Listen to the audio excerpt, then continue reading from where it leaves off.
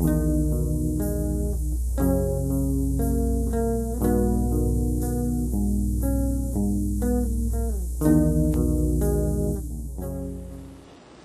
this is Reverend Don Lewis coming to you from beautiful Salem.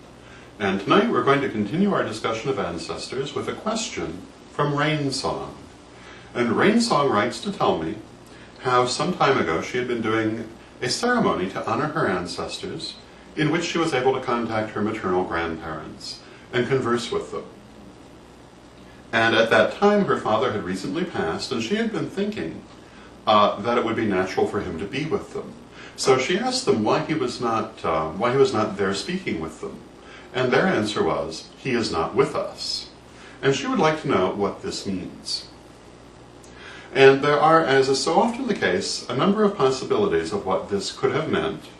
Not being present at the ceremony, not knowing these particular ancestors, exactly what they meant, of course, I can only speculate on. However, I have also received this answer on occasion, and what I've been told in doing spirit work and working with the Corellian ancestors is that the other world, very much like this world, actually has many different localities within it. And it's not like everyone's together in one room. And in fact, my impression is that it's very much like the famous joke.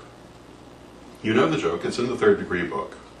But the Wiccan priestess dies, and when she goes into the Summerland, she's greeted by her grandmother, who takes her around and shows her all the different places. And there is a grove where the druids are all out singing under the moon, and there is a temple for the Asatruar, who are all busy having their drinking party, and there is an Egyptian temple, and so forth. And eventually they come to this big building, and she tells her granddaughter to be quiet and make no noise, and they tiptoe past this big dark building with singing coming from the inside.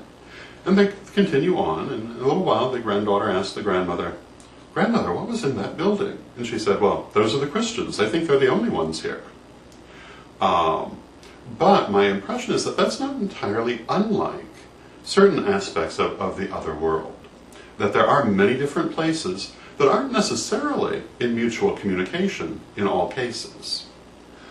So, when the grandparents, in this case, told Rainsong that her father was not with them, it could mean that they were in different locations in the afterworld and not necessarily in communication, since these were her maternal grandparents, and not her paternal grandparents, who might more normally have had a direct connection with him.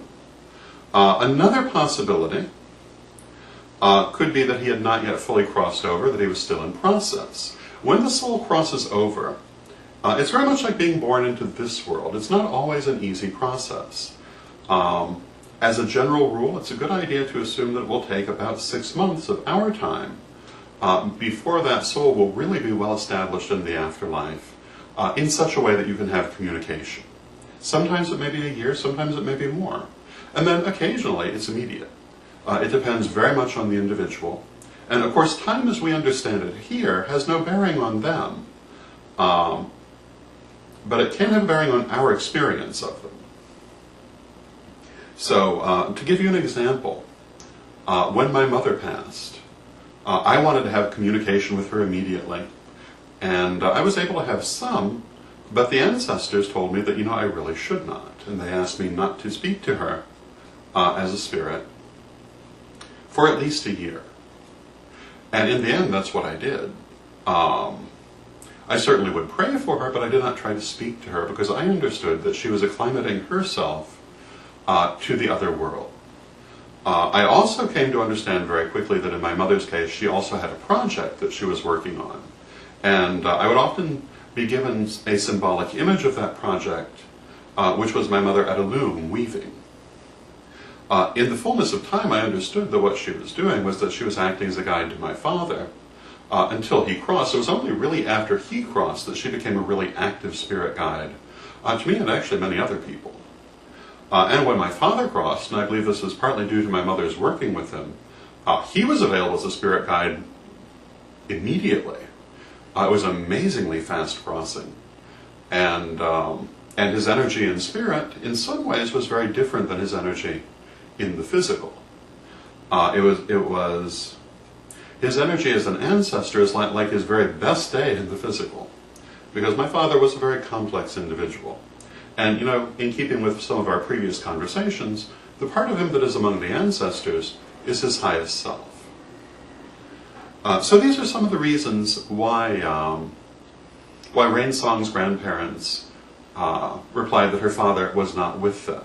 It could be either that he was in a different location in the afterworld. He could have been working on his own projects, because they have things to do there. And for want of a better way to put it, some souls are basically engaged in enjoying the afterlife, others are working on things, and some are learning things. So they may be busy with any number of things which may have caused him to be unable to join them there, or he may have been, to all intents and purposes, in a different locality within the afterlife, or he may not have completely crossed yet, which is a normal thing within a short time of a person's death, because it does take, on average, I would say 6 months is what one should expect. So these are various reasons, and I hope you find that this is helpful, Rainsong, and we will continue our discussion of ancestors in all likelihood in the next vlog, and until then, may your blessed be.